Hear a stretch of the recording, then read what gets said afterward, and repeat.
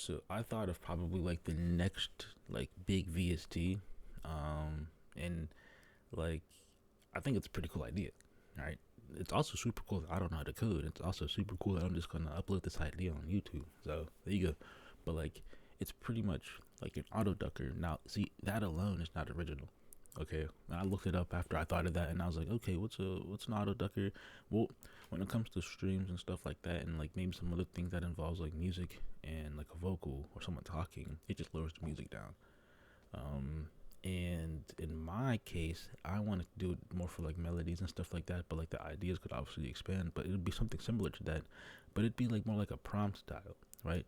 And maybe some type of like AI because that's where things are going because people don't want to know how to do it in the first place. I still need to gain an understanding of how um, a lot of things work in a way, or at least better.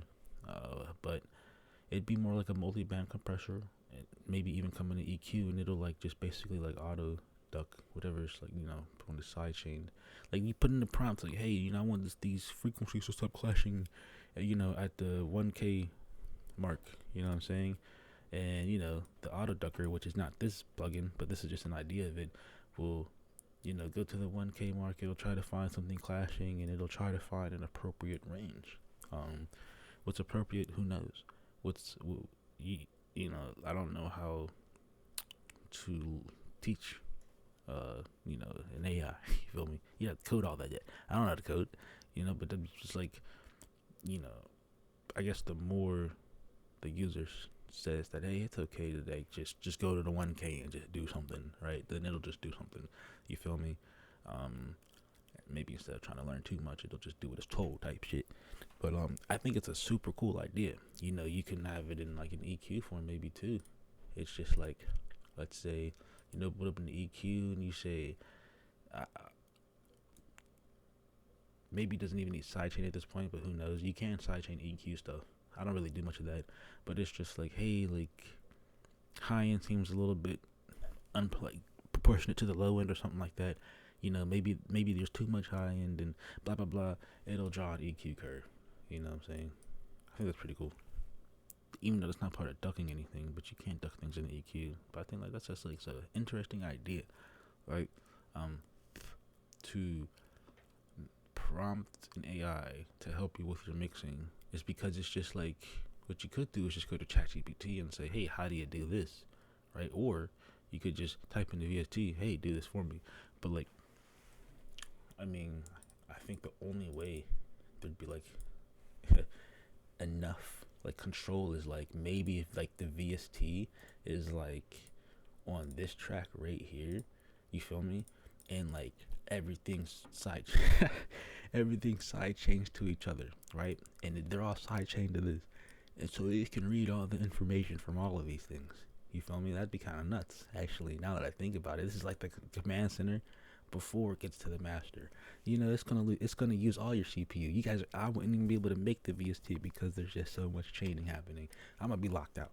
But it's a super cool idea. I think that's actually like a super cool idea. You know what I'm saying? Like just, it's not even like a mix bus. It's just technically, but it just wants to read frequencies and clean. It's like this, right? So we're gonna use um this as the right. This is the command center, right? Boom, right? We're gonna put like it's like a bigger. It's like the main thing to read all the stuff. And on each one of these, and somehow it has to be low CPU usage. We're gonna have like boom, smaller versions of them, right? That can take prompts. You feel me? And this has to read all the prompts, and it has to be no because the thing about it is that you're gonna have to like, well, yeah, it's gonna have to be able to read the prompts, right? Of like the multi-band compressor that's gonna be made for it. You feel me? So maybe the multi-band compressor just has to like be able to connect to like the main command thing. You feel me? Um, it just depends on what software is developed. But it'd be a cool idea. I just and the reason why this is possible for softwares to connect like that is because of literally this plugin right here, right? You're already looking at it really, but it's like this right here, okay? Pro Q3 can do this. The thing is that I'm not saying I'm just gonna say mine can't do it because it's not working. Wink.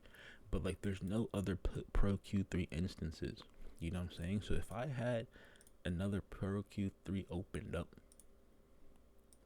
even though there's Pro Q4 or whatever, right? And it should see it, right? See how there's like sidechain and stuff like that. You can sidechain EQs and stuff, but like Pro Q3 has this thing where like you could see frequencies of different instruments together, and you can like try to carve out what you want. You know what I'm saying? I just actually remembered about that just like literally right now saying this, but I haven't used it in such a long time because the feature doesn't work on this feature that happened to just stumble on my computer. But listen, this $1 million idea, maybe just $1,000 idea, who knows?